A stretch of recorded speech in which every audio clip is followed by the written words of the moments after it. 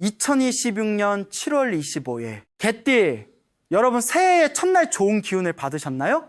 2026년 병오년이 드디어 시작되었는데 개띠분들에게는 이번 해가 평범하지 않을 것입니다.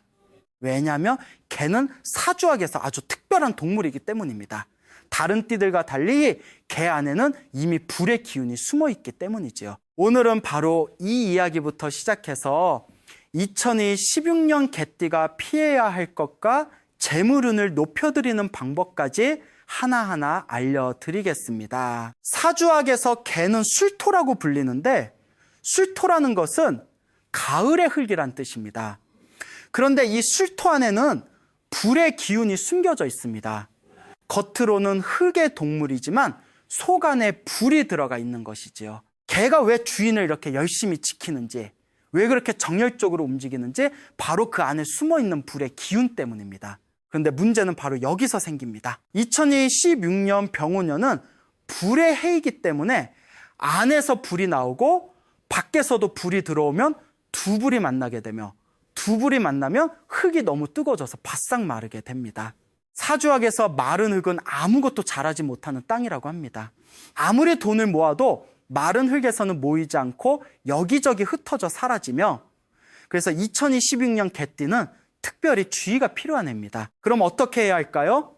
마른 흙을 다시 좋은 땅으로 만들어야 하는데 바로 물의 기운이 필요합니다. 물이 마른 흙에 스며들면 다시 촉촉해져서 재물이 잘 자라나고 단단한 땅이 되어 재물을 잘 담을 수 있게 됩니다. 이 물의 기운은 옷차림과 평소 사용하는 물건을 통해 보완할 수 있는데 오늘 자세하게 알려드리겠습니다. 개띠분들이 2026년에 특히 피해야 할 것들을 먼저 말씀드리고 그 다음에 재물운을 높여드리는 방법을 알려드리겠습니다. 먼저 피해야 할 것들을 들어보세요. 첫째로, 주변 사람들에게 돈을 아끼지 않고 쓰는 것을 줄여야 합니다. 개는 주인을 위해서라면 무엇이든 하는 충성스러운 동물이며, 개띠분들도 주변 사람들을 위해 기꺼이 지갑을 열고 계십니다. 밥도 사드리고 선물도 사드리고 어려운 사람을 보면 도와주시는 마음이 아름다운데, 바로 이 마음이 2026년에는 재물을 갉아먹는 원인이 될 수 있습니다. 왜냐하면 개띠는 술토 안에 불이 있고 남을 위해 돈을 쓰면 그 불이 더 강하게 타오르면서 재물이 빠져나간다고 합니다. 남을 돕는 것은 아름다운 일이지만 먼저 자기 재물을 단단히 모은 다음에 여유가 생기면 그때 돕는 것이 2026년 개띠에게는 맞는 방법입니다. 둘째로, 붉은 색상의 옷을 피해야 합니다. 띠 안에 이미 불의 기운이 있다는 것을 앞서 말씀드렸잖아요. 여기에 빨간색이나 주황색 옷까지 입으면 불이 2배로 강해져서 흙이 더 빠르게 마르게 됩니다. 특히 빨간 색상이나 붉은 색상의 외투는 피하시고, 분홍색도 붉은 계열이니까 가능하면 피하시는 게 좋습니다. 붉은 색상은 안에서 불이 나오는 개띠에게 불의 기름을 붓는 것과 같다고 볼 수 있으며, 작은 장식품으로 붉은색을 쓰는 것도 가능하면 피하세요. 셋째로, 두꺼운 옷이나 더운 소재는 피해야 합니다. 가을이나 겨울에 두꺼운 옷을 여러 벌 겹쳐서 입으시는 분들이 많으십니다. 하지만 개띠는 안에서 이미 열이 나오는 몸이므로 두꺼운 옷을 입으면 그 열이 빠져나갈 수가 없고 몸 안에 갇혀서 더워집니다. 더운 몸은 피로해지고, 피로해지면 재물을 관리하는 힘도 약해져서 돈을 잘못 쓰게 됩니다. 겨울에도 두꺼운 옷 한 벌보다는 얇은 옷 여러 벌을 겹쳐서 입기 편하게 입으시면 좋습니다. 넷째로, 등이 드러나는 옷을 입지 마세요. 개는 주인을 지키기 위해 항상 주인 앞에 서지요. 그래서 개의 등은 항상 밖에 드러나 있는 동물입니다. 개띠도 마찬가지로 등이 드러나면 기운이 빠져나간다고 하는데, 등은 기운이 들어오기보다는 나가는 입구이기 때문입니다. 여름에도 등을 드러내는 옷은 피하시고 등을 잘 감싸는 옷을 입으세요. 등에 구멍이 있거나 등이 환하게 보이는 옷은 2026년 개띠에게는 좋지 않습니다. 다섯째로, 화가 나는 상황에서 돈에 관한 결정을 내리지 마세요. 개는 화가 나면 강하게 밀어붙이는 동물이며, 개띠분들도 한번 결정하면 꾸준히 밀어붙이는 성격입니다. 평상시에는 이 성격이 좋은데 화가 나는 상황에서 돈과 관련된 결정을 내리면 반드시 후회하게 됩니다. 왜냐하면 화가 나면 술토 안에 불이 더 강해져서 성급한 결정을 내리게 되는 것이죠. 화가 나면 한숨 자고 나서 다시 생각하세요. 차분해진 다음에 다시 생각하면 반드시 다른 결정을 내리게 되며 그때 내린 결정이 재물을 지키는 결정이 됩니다. 이제 피해야 할 것들은 말씀드렸으니 앞으로는 좋은 기운을 불러오는 것을 말씀드리겠습니다. 개띠에게 2016년 제일 좋은 색은 검은색과 짙은 파란색입니다. 검은색과 짙은 파란색은 물의 색깔이며 마른 흙에 물을 붓는 것과 같은 효과를 줍니다. 검은색 바지, 검은색 치마, 짙은 파란색 상의를 입으면 술토의 물의 기운이 스며들어서 흙이 다시 촉촉해지고 재물이 잘 자라나게 됩니다. 회색도 좋은데 회색은 검은색과 흰색이 섞인 색으로 물의 기운을 약간 가지고 있습니다. 검은색이 너무 어두운 것이 걱정되시면 짙은 회색을 입으세요. 반대로 흰색이나 밝은 색은 개띠에게는 좋지 않으며 밝은 색은 열을 더 받아서 더 마르게 됩니다. 소재는 부드럽고 시원한 것이 좋습니다. 안에서 열이 나오는 개띠에게는 몸을 식히는 소재가 좋으며 면이나 마처럼 바람이 잘 통하는 소재를 선택하세요.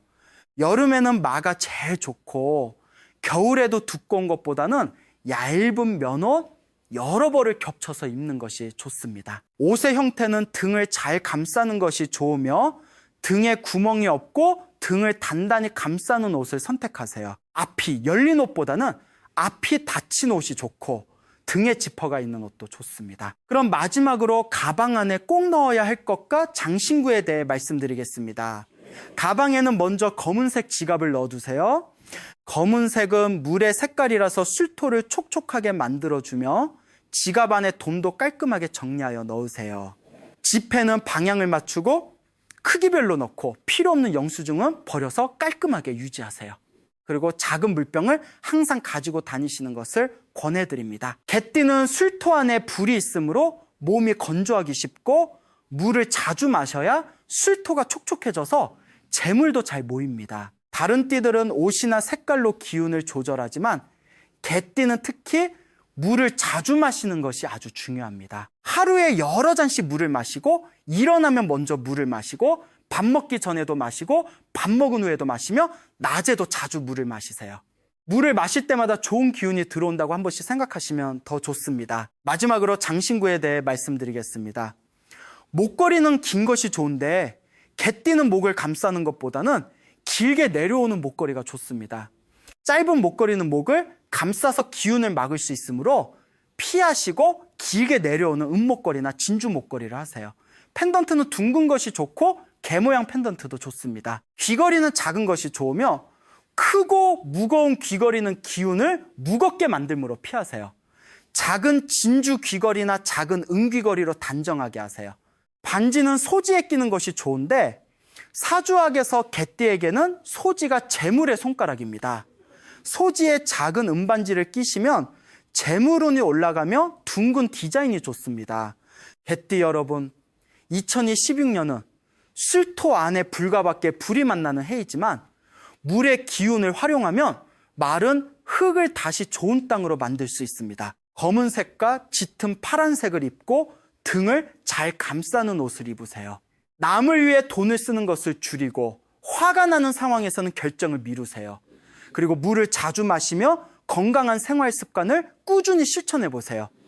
충실하고 의리 있는 개의 마음을 가지고 계시되 먼저 자기 재물을 단단히 모은 다음에 주변과 나누시면 2026년은 여러분에게 아주 좋은 해가 될 것입니다. 개띠 여러분, 올해도 건강하시고 행복하시고 재물이 넘치시기를 진심으로 바랍니다. 감사합니다. 방금 전까지는 또 다른 이야기였습니다. 그리고 지금부터는 완전히 새로운 주제로 넘어가 보겠습니다. 지금 당장 빛을 가져오십시오. 서랍 속에 있든 화장대 위에 있든 아니면 욕실 한 켠에 먼지를 뒤집어 쓰고 있든 지금 이 순간 그 빛을 손에 쥐어 보십시오. 그리고 조용히 들여다보십시오. 그 빗살의 머리카락이 보이십니까? 끊어진 가닥들이 보이십니까? 저는 오늘 그 작은 빛 하나가 당신의 인복과 자시군을 얼마나 깊이 붙들고 있었는지를 말씀드리려 합니다. 사람들은 말합니다. 절에 열심히 다니면 된다고, 기도를 많이 하면 된다고, 공양을 올리고 시주를 하고 큰 스님께 복을 빌면 언젠가는 인연이 열리고 자식의 앞길이 열릴 것이라고 믿습니다. 그러나 저는 오늘 솔직하게 말씀드리겠습니다. 그것만으로는 부족합니다. 아니, 어쩌면 그것이 전부가 아닙니다. 성철 스님께서 남기신 말씀 중에 이런 가르침이 있습니다. 절 밖에서 찾지 말라. 내 삶의 공간이 곧 도량이다. 당신이 매일 잠들고 깨어나는 그 방, 그 집, 그 공간 안의 기운이 바로 당신의 복과 액을 결정한다는 뜻입니다. 저는 오랜 세월 동안 수많은 가정을 살펴왔습니다. 정성스럽게 절을 다니면서도 자식과의 관계가 날로 멀어지는 어머니들을 보았습니다. 쉬지 않고 일하면서도 사람이 모이지 않고 도와주는 이 하나 없이 홀로 무너져 내리는 분들을 보았습니다. 새벽 3시 어두운 천장을 바라보며 내가 무엇을 잘못한 걸까를 되뇌는 그 고통. 저는 그 고통이 결코 그분들의 잘못이 아님을 압니다. 그것은 수십 년간 쌓여온 공간의 기운이 막혀 흐르지 못한 결과입니다. 그리고 그 막힘의 불씨 중 하나가 놀랍게도 매일 손에 쥐는 그 빗 하나 있었습니다. 빗은 단순한 도구가 아닙니다. 빗살은 엉킨 것을 푸는 도구입니다. 머리카락 한 올 한 올을 가지런히 정돈하듯 빗은 본래 막힌 인연을 풀고 흩어진 기운을 하나로 모으는 상징적인 물건입니다. 그런데 그 빗이 더럽고 엉켜있고 아무 곳에나 내던져 있다면 어떻게 되겠습니까? 집안의 인연 기운 역시 그와 같이 엉키고 막히고 흩어져 버립니다. 자식의 앞길이 보이지 않고 나를 도와줄 귀인이 나타나지 않으며 오랜 친구마저 하나둘 멀어지는 것, 그것이 우연이 아닐 수 있습니다. 그러나 절망하지 마십시오. 오늘 제가 알려드릴 비방은 거창하지 않습니다. 큰 절을 찾아 먼 길을 떠날 필요도 없고 비싼 부적을 구할 필요도 없습니다. 단 하나의 피, 깨끗하게 씻어 천에 싸둔 피 하나를 머리맡에 두고 매일 아침 단 한 번 정갈하게 머리를 빗으며 마음으로 발언하는 것, 그것이 전부입니다. 스님의 가르침대로 작은 정성이 큰 기적을 만듭니다. 단 100일, 하루도 빠짐없이 그 작은 정성을 이어간다면 막혔던 인복이 열리고 홀로 헤매던 자식의 길이 비로소 밝아지기 시작할 것입니다. 오늘 이 영상을 끝까지 보시는 분은 이미 인연이 열리기 시작한 것입니다. 한 분을 떠올립니다. 전라도 어느 작은 도시에 살던 50대 중반의 어머니였습니다. 그분은 젊은 시절부터 손이 닳도록 일했고 명절마다 절을 찾아 두 손 모아 빌었으며 자식들을 위해 자신의 것은 단 한도 먼저 챙기지 않았습니다.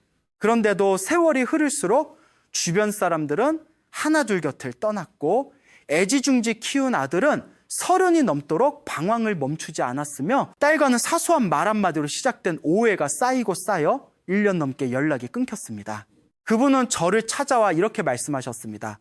스님, 저는 평생 나쁜 짓 한 번 한 적 없는데 왜 저는 이렇게 혼자입니까? 저는 그 말을 듣고 바로 답하지 않았습니다. 대신 조용히 여쭤보았습니다. 어머니, 지금 집에 빚이 몇 개나 있습니까? 그분은 잠시 어리둥절한 표정을 지었습니다. 그러다, 아니 글쎄요, 여기저기 있겠죠? 화장대에도 있고 욕실에도 있고 가방 안에도 있는 것 같고 라고 하셨습니다. 저는 다시 여쭤보았습니다. 그 빚들이 지금 깨끗합니까? 그분은 천천히 고개를 저으셨습니다.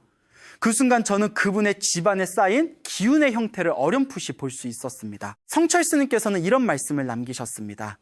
마음이 흐트러지면 공간이 흐트러지고 공간이 흐트러지면 인연이 흐트러진다. 우리는 흔히 인복이 없다는 것을 타고난 팔자나 전생의 업으로만 돌립니다. 하지만 스님의 가르침은 그보다 훨씬 현실적이고 직접적입니다. 지금 당신이 살고 있는 공간의 기운이 세 가지가 하나로 이어져 인연의 기운을 만들어낸다는 것입니다. 빚이 더럽고 엉켜있는 것은 단순히 위생의 문제가 아닙니다. 그것은 당신이 매일 아침 가장 먼저 손에 쥐는 물건이 이미 탁한 기운을 품고 있다는 뜻이며 그 탁기가 하루의 시작을 물들인다는 의미입니다. 인복이 막힌다는 것은 어떤 느낌입니까? 분명히 착하게 살고 있는데 나를 진심으로 챙겨주는 사람이 없고 어렵다고 손 내밀면 슬그머니 사라지는 사람들만 남으며 오래된 인연들마저 하나씩 끊어지는 그 느낌. 자식운이 막힌다는 것은 또 어떤 느낌입니까? 자식이 나쁜 아이가 아닌데도 늘 제자리 걸음이고 부모 마음을 몰라주며 좋은 기회가 와도 자식 전조주모가 자식 사이에 보이지 않는 벽이 서 있는 그 느낌, 그것은 그 아이의 잘못도 당신의 잘못도 아닙니다. 그것은 오랜 시간 집안의 기운이 막혀 순환하지 못한 결과입니다. 물이 고이듯 기운도 흐르지 못하면 탁해집니다. 그리고 탁한 기운 속에서는 아무리 좋은 인연도, 아무리 능력 있는 자식도 제 날개를 펼치지 못합니다. 저는 오랜 세월 동안 이 이치를 수없이 확인해 왔습니다. 집안의 기운이 탁해진 가정에는 반드시 공통점이 있었습니다. 물건들이 제자리를 잃고 오래된 것들이 정리되지 않은 채 쌓여 있으며 무엇보다 매일 손에 닿는 가장 작은 물건들이 방치되어 있었습니다. 빚도 그중 하나였습니다. 아무도 주목하지 않았기에, 아무도 그것이 문제라 생각하지 않았기에 수십 년간 조용히 집안의 인연기운을 갉아먹고 있었던 것입니다. 당신이 지금 이 말을 듣고 마음 한편이 서늘해진다면 그것은 이미 당신 안에 변하고자 하는 기운이 깨어나고 있다는 신호입니다. 그 기운을 놓치지 마십시오. 빚이라는 물건을 한번 깊이 생각해 보신 적 있으십니까? 우리는 매일 아침 아무 생각 없이 빗을 들고 머리를 빗습니다. 30초, 길어야 1분. 그리고는 아무 곳에나 내려놓고 잊어버립니다. 하지만 저는 오늘 이 빗이라는 물건이 품고 있는 깊은 상징을 말씀드리려 합니다. 성철 스님께서는 작은 것 속에 큰 이치가 있고 하찮아 보이는 것 속에 하늘의 뜻이 담겨 있다고 하셨습니다. 빗이 바로 그러한 물건입니다. 빗살을 보십시오. 나란히 줄지어선 수십 개의 살들이 한 방향을 향해 나란히 서 있습니다. 그 빗살이 하는 일이 무엇입니까? 엉키고 뒤엉킨 것을 한 올 한 올을 풀어내는 것입니다. 억지로 잡아당기는 것이 아니라 결을 따라 천천히 가지런하게 정돈하는 것입니다. 인연이라는 것도 이와 같습니다. 인복에 막혔다는 것은 사람과 사람 사이의 기운이 엉켜 제대로 흐르지 못하는 상태입니다. 자식과의 관계가 틀어졌다는 것도 마찬가지입니다. 억지로 풀려고 할수록 더 단단히 엉키는 실처럼 마음이 급할수록 인연의 매듭은 더 조여집니다. 빗이 머리카락을 대하듯 결을 따라 천천히 한 땀씩 그렇게 풀어야 비로소 막힌 인연이 열립니다. 빗은 그 이치를 몸으로 가르쳐주는 물건입니다. 음양오행의 관점에서 보면 빗의 의미는 더욱 분명해집니다. 나무빗과 뿔빗은 목의 기운을 품고 있습니다. 목의 기운은 오행 중 생명력과 성장, 그리고 인연을 주관하는 기운입니다. 목은 화를 낳습니다. 목의 기운이 강해지면 화의 기운이 살아나고, 화의 기운은 곧 사람 사이의 온기와 정을 뜻합니다. 다시 말해 나무빗 하나를 정성스럽게 다루는 것은 집안의 목의 기운을 살려 인연의 온기를 깨우는 행위입니다. 반대로 플라스틱 빗은 어떻습니까? 플라스틱은 자연의 기운을 품지 못합니다. 오히려 정전기를 일으켜 기운을 흐트러뜨립니다. 풍수에서 정전기는 기운의 혼란, 즉 인연을 밀어내는 힘으로 봅니다. 매일 아침 플라스틱 빗으로 머리를 빗는다는 것은 매일 아침 인연의 기운에 혼란을 주입하는 것과 다름없습니다. 이제 숫자 하나에 대해 말씀드리겠습니다. 왜 빗이 2개도 3개도 아닌 하나여야 하는가? 성철 스님께서 평생 강조하신 가르침 중 하나가 바로 일심, 즉 한마음입니다. 욕심을 비우고 오로지 하나의 마음을 모으는 것, 그것이 진정한 정성의 시작이라고 하셨습니다. 빗을 여러 개 두는 것은 마음이 여러 곳으로 흩어진 것과 같습니다. 이곳에도 저곳에도, 가방 속에도, 화장대 위에도 그렇게 흩어진 빗은 흩어진 마음을 그대로 반영합니다. 흩어진 마음은 흩어진 기운을 낳고, 흩어진 기운은 인연을 모으지 못합니다. 하나의 빗의 마음을 모으진다는 것은 욕심을 내려놓고 하나의 간절한 정성으로 하늘에 닿겠다는 서원을 세우는 것입니다. 그 서원이 쌓이고 쌓여 이루어지는 날 비로소 하늘도 그 정성을 알아보는 것입니다. 성철 스님께서는 이런 말씀도 하셨습니다. 기도는 멀리서 하는 것이 아니다. 지금 이 자리에서, 지금 이 손으로, 지금 이 마음으로 하는 것이다.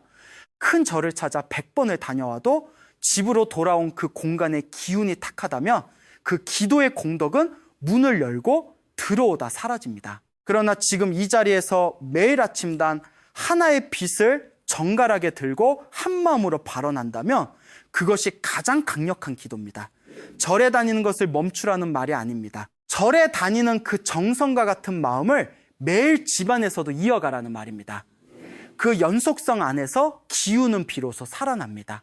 머리카락은 예로부터 사람의 기운이 응집된 곳으로 여겨져 왔습니다. 머리카락이 자라는 방향, 머리를 빗는 행위, 그리고 그 머리를 정돈하는 빛, 이 모든 것이 한 사람의 기운의 흐름과 직결되어 있습니다. 매일 아침 정성스럽게 머리를 빗는다는 것은 단순히 외모를 가다듬는 행위가 아닙니다. 그것은 하루의 기운을 바르게 세우고 인연의 문을 여는 의식입니다.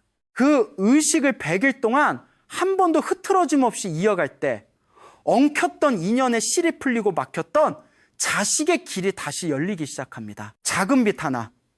그러나 그 안에 담긴 이치는 결코 작지 않습니다.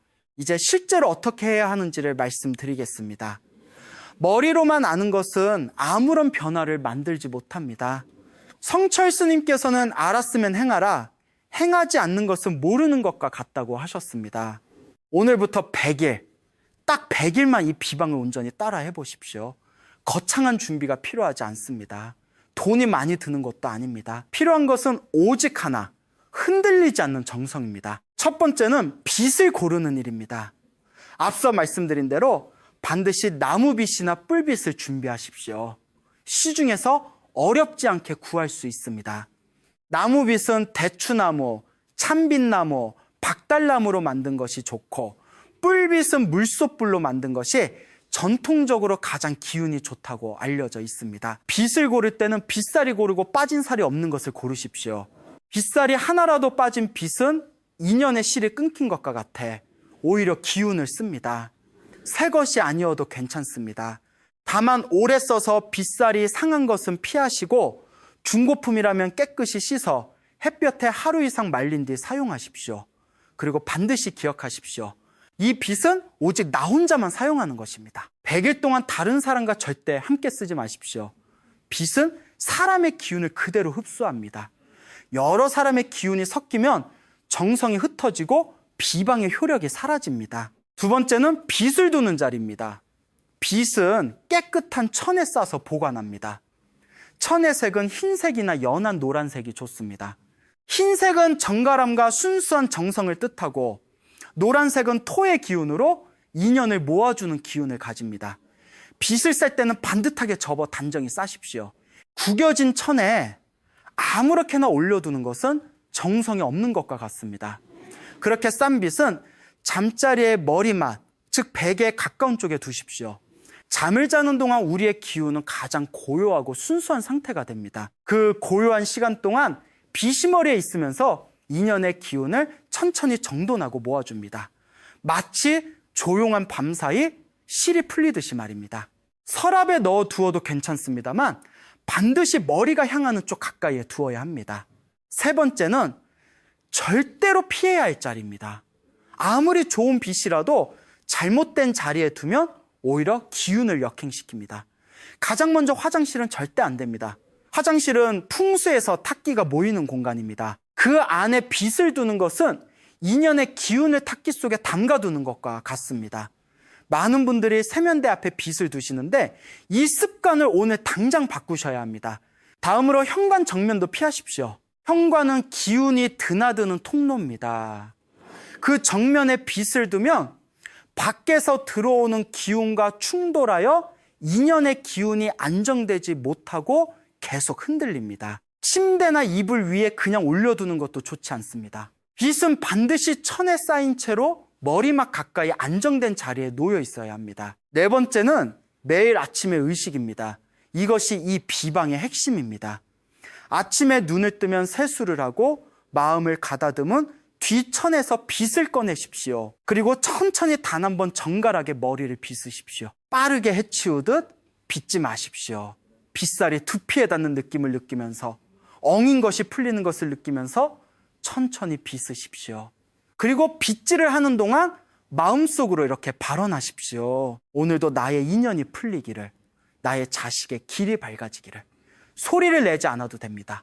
입술을 움직이지 않아도 됩니다. 마음속에서 간절히 그 한마디를 품는 것으로 충분합니다. 빗질을 마친 후에는 다시 천으로 단정히 싸서 머리맡에 돌려놓으십시오. 이 의식은 하루도 빠짐없이 100일 동안 이어져야 합니다. 여행을 가더라도 빚을 가지고 가십시오. 몸이 불편한 날에도 짧게라도 이 의식을 이어가십시오. 끊김이 생기면 기운의 흐름도 끊어집니다. 5번째는 100일 동안 지켜야 할 3가지 마음가짐입니다. 첫째, 의심하지 마십시오. 의심은 기운의 구멍입니다. 정성스럽게 쌓아가는 기운도 의심 한 번에 새어나갑니다. 둘째, 자랑하지 마십시오. 이 비방은 조용히 혼자 이어가는 것입니다. 남에게 말하는 순간 그 기운은 분산됩니다. 셋째, 급하지 마십시오. 100일은 흐트러진 기운이 한자리에 모여 비로소 형태를 갖추는 최소한의 시간입니다. 한 달이 지나도 변화가 보이지 않는다고 포기하지 마십시오. 씨앗을 심고 싹이 트기를 기다리는 농부의 마음으로 묵묵히 그 정성을 이어가십시오.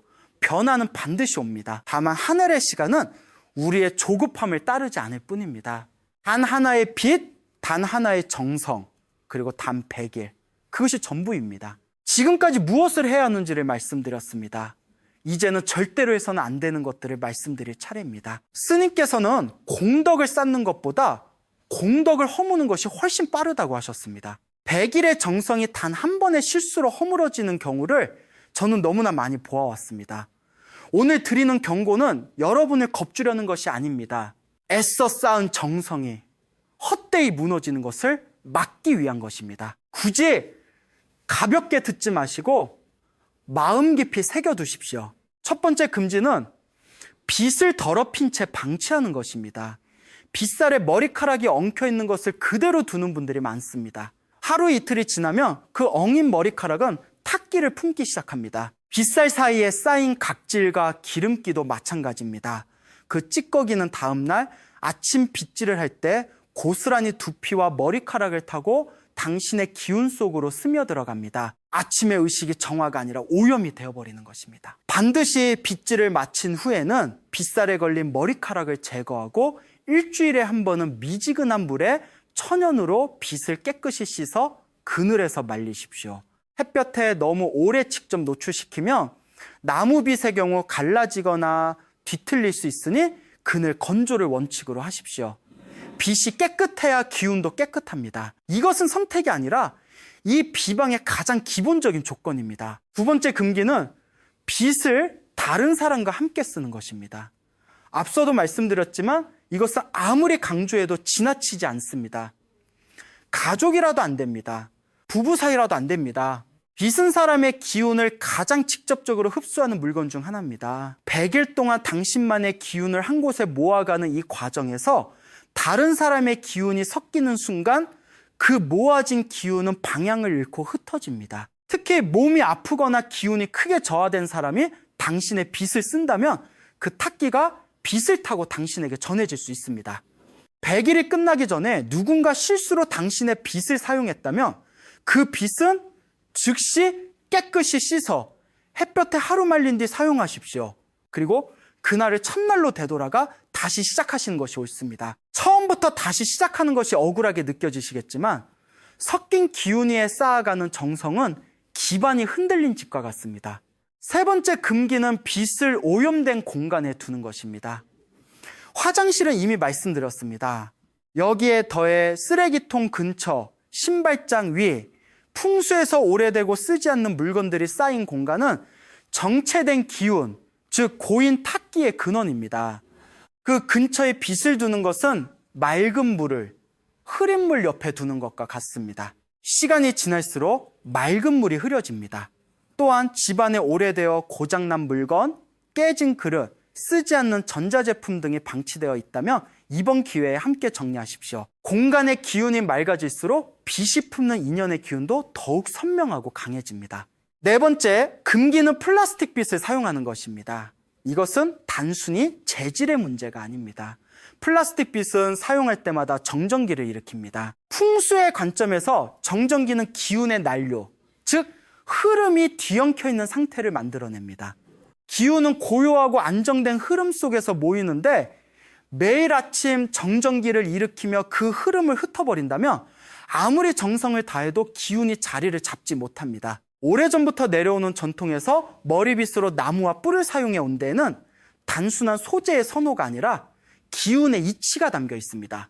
선조들은 이미 알고 있었습니다. 우리가 편리함을 위해 잊어버린 것을 오늘 다시 되찾으시기 바랍니다. 5번째 금기는 빗을 함부로 바닥에 떨어뜨리거나 내던지는 것입니다. 사소해 보이지만 이것이 의외로 중요합니다. 빗을 바닥에 떨어뜨리는 순간 지면의 탁기가 빗에 스며듭니다. 특히 현관 바닥이나 화장실 바닥에 떨어진 빗은 반드시 씻어서 사용하십시오. 또한 짜증이 나거나 화가 난 상태에서 빗을 집어들고 머리를 세게 빗는 행위도 삼가야 합니다. 감정의 기운은 손을 타고 빗에 전해집니다. 분노와 조급함으로 빗질을 한다면 그 기운이 두피를 타고 몸 안으로 들어오고 인연의 기운은 오히려 더 단단히 엉켜버립니다. 빗을 드는 순간만큼은 잠시 숨을 고르고 마음을 가라앉힌 뒤에 빗으십시오. 그 짧은 고요함이 100일의 정성을 지켜줍니다. 정성이란 무엇을 하느냐만큼 무엇을 하지 않느냐로도 완성됩니다. 금기를 지키는 것이 곧 정성을 지키는 것입니다.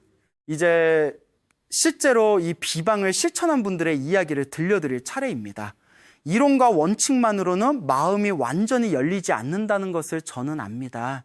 사람은 결국 이야기를 통해 움직입니다. 성철 스님께서도 진리는 설명이 아니라 삶으로 보여주는 것이라 하셨습니다.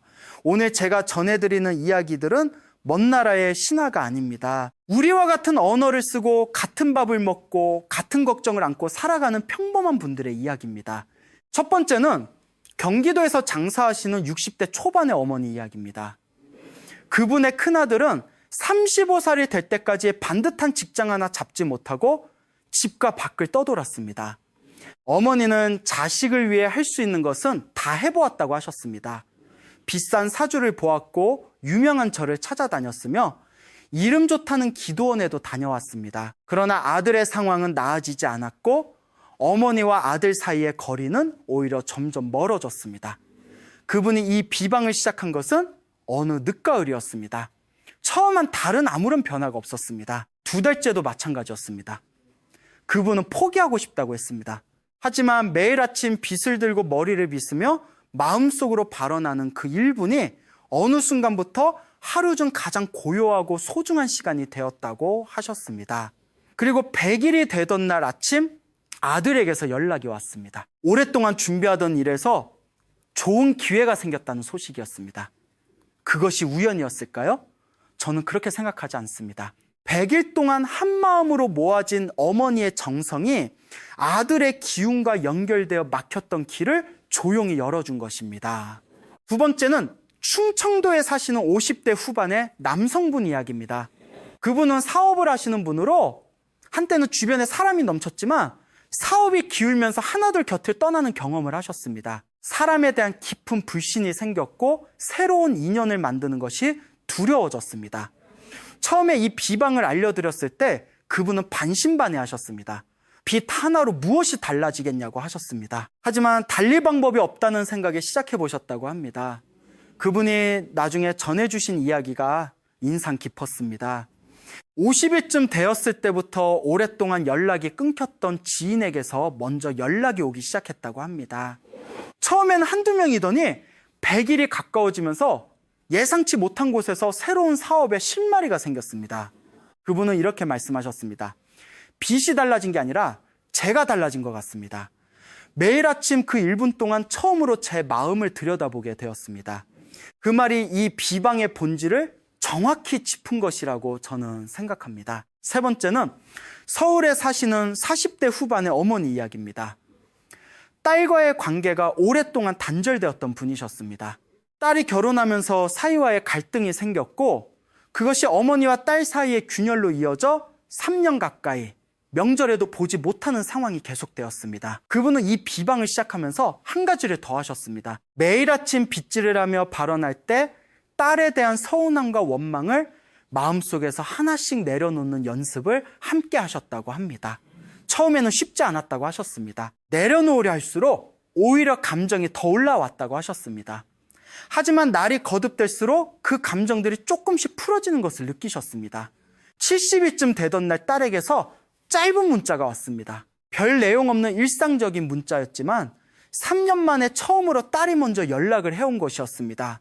그분은 그 문자를 받고 한참을 우셨다고 하셨습니다.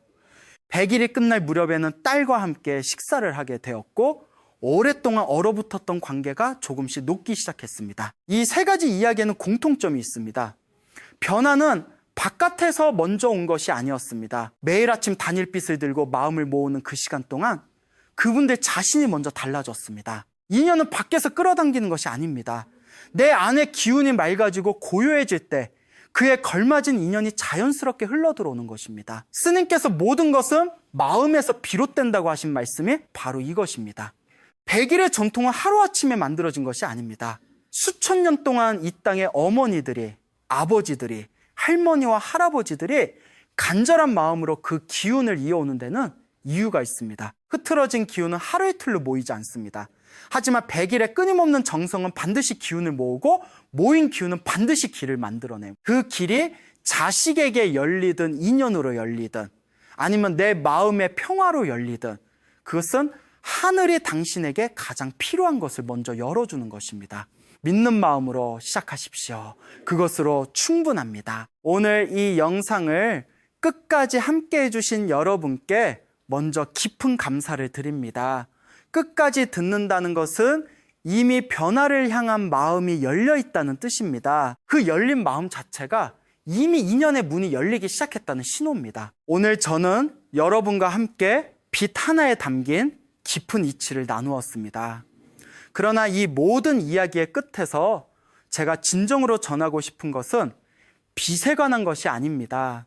그것은 바로 정성이라는 두 글자입니다. 성철 스님께서 평생을 통해 가르치신 것의 핵심은 하나였습니다. 큰 것을 찾지 말라, 멀리서 구하지 말라. 지금 이 자리에서 지금 이 순간에 지금 이 손으로 온 마음을 다하라. 흔절을 100번 다녀오는 것보다 지금 내 앞에 있는 작은 거 하나에 온 정성을 다하는 것이 더 큰 공덕이 된다고 하셨습니다. 빛 하나를 정갈하게 다루는 것, 매일 아침 단일 흔들리지 않는 마음으로 머리를 빗으며 발언하는 것, 그것이 바로 스님께서 말씀하신 정성의 실천입니다. 화려하지 않습니다. 눈에 띄지 않습니다. 하지만 하늘은 반드시 그 작은 정성을 봅니다. 그리고 그 정성이 쌓이고 쌓여 이루어지는 날 비로소 응답합니다. 우리는 살면서 너무 많은 것을 바깥에서 찾으려 합니다. 더 좋은 인연을 만나기 위해 모임을 늘리고 자식의 길을 열어주기 위해 돈을 쓰고 복을 빌기 위해 먼 길을 떠납니다. 그러나 성철 스님의 가르침은 그 방향을 조용히 안으로 돌립니다. 인연은 내 기운이 맑아질 때 저절로 찾아옵니다. 자식의 길은 부모의 기운이 안정될 때 함께 열립니다. 복은 먼 곳에서 가져오는 것이 아니라 내 삶의 공간에서 길러내는 것입니다. 빛 하나를 정성스럽게 다루는 그 작은 실천이 이 모든 것의 시작입니다. 작다고 우습게 보지 마십시오. 큰 강도 처음에는 작은 샘에서 시작됩니다. 저는 오늘 이 자리에서 여러분 한 분 한 분을 위해 진심으로 기원합니다. 지금 인복이 막혀 외로움 속에 계신 분, 오늘 이 순간부터 당신을 진심으로 아끼는 인연이 하나씩 찾아오기를 빕니다. 지금 자식 때문에 마음이 무거우신 분, 당신의 자식이 지금 서 있는 자리에서 한 걸음씩 앞으로 나아갈 힘을 얻기를 빕니다. 지금 관계가 끊어져 아파하시는 분, 그 끊어진 실이 다시 이어지는 기적을 경험하시기를 빕니다. 지금 지치고 힘드셔서 그냥 모든 것을 놓아버리고 싶은 분, 오늘 밤만큼은 편안히 쉬시고 내일 아침 새로운 마음으로 눈을 뜨실 수 있기를 빕니다. 여러분의 가정에 평화가 깃들기를 빕니다. 여러분의 자식들이 각자의 자리에서 꽃을 피우기를 빕니다. 여러분의 남은 삶이 좋은 사람들로 가득 채워지기를 빕니다. 오래 묵은 원망과 서운함이 이 100일의 정성 안에서 조용히 녹아내리기를 빕니다. 그리고 빗살에 엉인 머리카락을 한 오란올 풀어내듯 여러분 삶의 모든 막힌 것들이 결을 따라 천천히 그러나 반드시 풀려나가기를 빕니다. 성철 스님께서 남기신 마지막 가르침 중에 이런 말씀이 있습니다. 자기를 바로 섬기면 원래 부족하여 무엇 하나 부족함이 없습니다. 여러분은 이미 충분합니다. 이미 복을 받을 자격이 있습니다. 다만 그 복이 흘러 들어올 길이 잠시 막혀 있었을 뿐입니다. 오늘 이 작은 빛 하나로 그 길을 다시 여십시오. 100일 후 여러분의 삶이 오늘과 다를 것이라고 저는 믿습니다. 아니, 확신합니다. 성불하십시오. 모든 인연이 화합하고 모든 자식이 재기를 찾으며 모든 가정에 웃음이 끊이지 않기를 두 손 모아 깊이 축원드립니다. 여러분, 오늘 이 영상을 끝까지 함께 해주셨습니다. 그 자체로 이미 하나의 인연이 맺어진 것입니다. 저는 이 자리에서 여러분께 한 가지를 부탁드리려 합니다. 거창한 것이 아닙니다. 돈이 드는 것도 아닙니다. 하지만 이 작은 행동 하나가 여러분의 100일 정성에 날개를 달아줄 것이라고 저는 믿습니다. 성철 스님께서는 받은 것에 감사할 줄 아는 사람에게 하늘은 더 많은 것을 준다고 하셨습니다. 이제 마음속으로 오늘부터 100일 여러분의 삶이 어떻게 변해 있을지를 이미 이루어진 것처럼 그려보십시오. 소원이 아니라 확신으로 품으십시오. 바람이 아니라 선언으로 품으십시오. 예를 들어 이렇게 마음에 새기시면 됩니다. 우리 아이가 드디어 자신의 길을 찾았습니다. 오랫동안 멀어졌던 소중한 사람과 다시 연결되었습니다. 나를 진심으로 아껴주는 귀인이 내 곁에 나타났습니다. 우리 가정에 오랜만에 웃음이 돌아왔습니다. 말에는 기운이 있습니다. 적은 글자에도 기운이 있습니다. 이미 이루어진 것처럼 품은 그 한 문장이 여러분의 기운을 그 방향으로 정렬시키기 시작합니다. 하늘은 그 확신의 기운을 읽고 응답합니다. 두려워하지 마시고 부끄러워하지 마시고 오늘 바로 마음에 새기십시오. 내가 모르는 누군가의 간절한 마음을 응원하는 것, 그 작은 마음 하나가 씨앗이 되어 여러분에게 다시 돌아옵니다. 성철 스님께서는 남의 복을 빌어주는 사람에게 복이 먼저 온다고 하셨습니다. 그 가르침을 마음속에 새기며 살아가십시오. 오늘 이 영상을 보신 모든 분들이 서로의 인연이 되어 함께 기운을 모아간다면 그 모인 기운은 한 사람 한 사람의 정성보다 훨씬 크고 강해집니다. 마지막으로 한 가지만 더 말씀드립니다. 지금 여러분의 주변에 인복이 막혀 힘들어하시는 분이 계십니까? 자식 때문에 밤잠을 못 이루는 어머니가 계십니까? 오랫동안 관계가 끊어져 마음이 아픈 분이 계십니까? 그분들을 위해서도 진심으로 기도해 주십시오. 나를 생각해 주는 사람이 있다는 것을 알게 되는 순간, 그 마음이 전해지는 순간 보내는 사람과 받는 사람 모두의 인연 기운이 함께 열립니다. 나눔은 줄어드는 것이 아닙니다. 나눌수록 커지는 것이 복의 이치입니다. 오늘 이 자리에서 여러분과 함께한 이 시간도 저에게도 큰 공덕이었습니다. 여러분의 간절한 마음이 하늘에 닿기를, 여러분의 100일 정성이 반드시 응답받기를, 그리고 이 인연이 여러분의 삶에 작지만 확실한 빛 하나를 밝혀주기를 두 손 모아 기원합니다. 단 하나의 빛, 단 하나의 정성, 단 100일, 그것으로 충분합니다. 오늘부터 시작하십시오. 성불하십시오.